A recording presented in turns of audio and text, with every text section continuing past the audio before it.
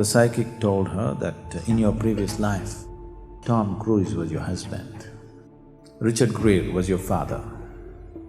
She just went crazy. If you remember 10 lifetimes ago, it'll drive you nuts. If I tell you what happens in Samyama, fear will come or disbelief will come. Layers of past unconscious mind will just come up and work itself out. Suddenly, you find your body is beginning to crawl around like a snake. If you really want to see something of the past, you must be able to raise yourself into very heightened levels of awareness.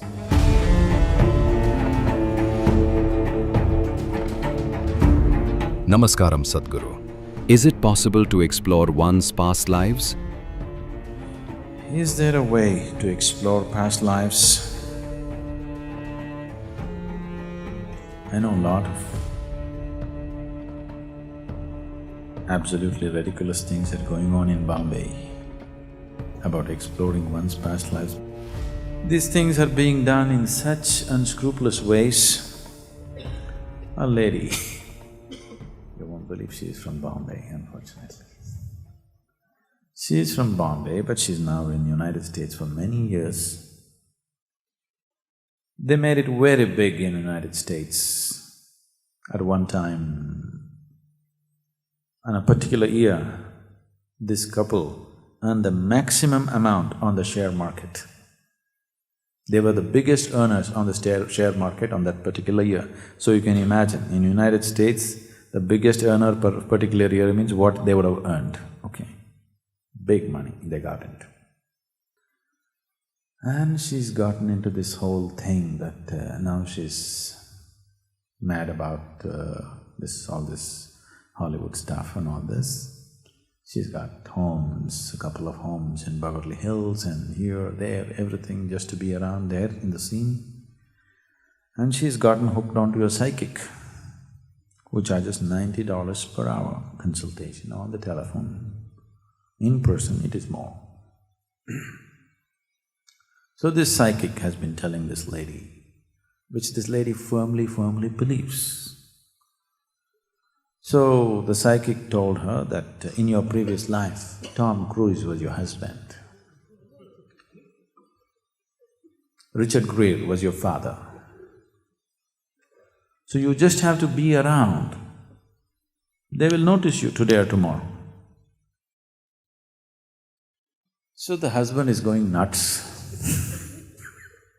because the woman is trying to somehow fall into the eyes of Tom Cruise, throwing parties and buying homes around the place. The husband is just going crazy. Then it came to my notice and so somehow this lady landed up with me and she is 100% sure that in her previous life Tom Cruise was her husband. I knew she's strong on that, so I said, okay, it must have been. But I also knew Tom Cruise in his last life. He was one of the ugliest human beings in his last life, do you know? Huh? She never imagined that he could have a different body. She thought he will be just like that. So I said, I knew him very well in the past life. And he was so ugly, unbearably, do you remember? She just went crazy.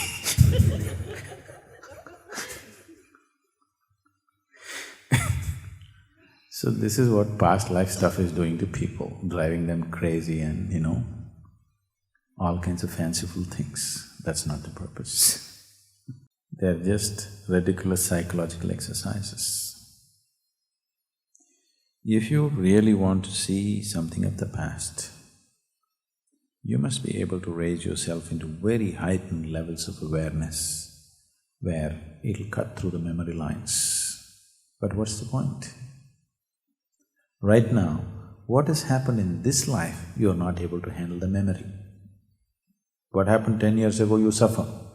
When you're in this condition, if you remember 10 lifetimes ago, it'll drive you nuts, isn't it? So there is no point. But at the same time, there are Whatever you call as past life is just unconscious layers of the mind in terms of memory.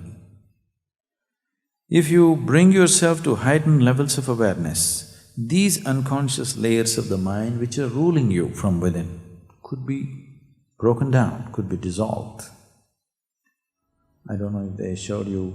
Did they show you some clippings of Samyama meditation? It's an 8-day program where we do… It's a very intense process. I think yesterday also we spoke something about this. If I tell you what happens in Samyama, fear will come or disbelief will come. Let's say you're sitting and meditating. After some time, you're fully conscious, but suddenly you find your body is beginning to crawl around like a snake. You know it is happening, you want to stop it, but the body is just crawling like a snake. You come out of meditation, you're perfectly normal. You sit for meditation, it crawls. Then maybe it hops around like a bird, maybe it goes around like a dog or a tiger or something, many forms it may take. Why this is happening is, in the unconscious layers of the mind, there are so many dimensions which are not in your access, but which are influencing everything that you do. So if you go through a process where with the heightened levels of awareness, you bring unconscious layers of the mind into conscious states, not in terms of memory, but in terms of energy and experience, you can work these things out and leave yourself completely free in a big way within yourself. In that context, it is relevant. But remembering something, memory-wise, is not of any consequence. It'll only complicate and mess up your life. Suppose you realized your neighbor's dog was in your previous life, was your husband, then you'll start throwing stones at your neighbor's dog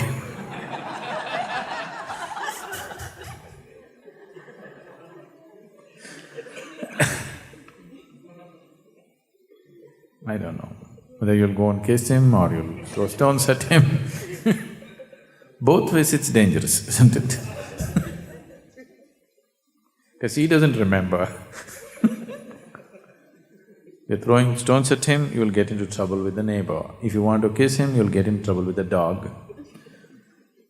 So, it's not safe for you, it's not necessary for you.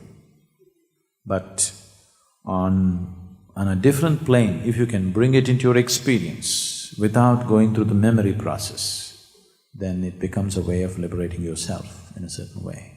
Samyama is a very… What we do is known as karma samyama.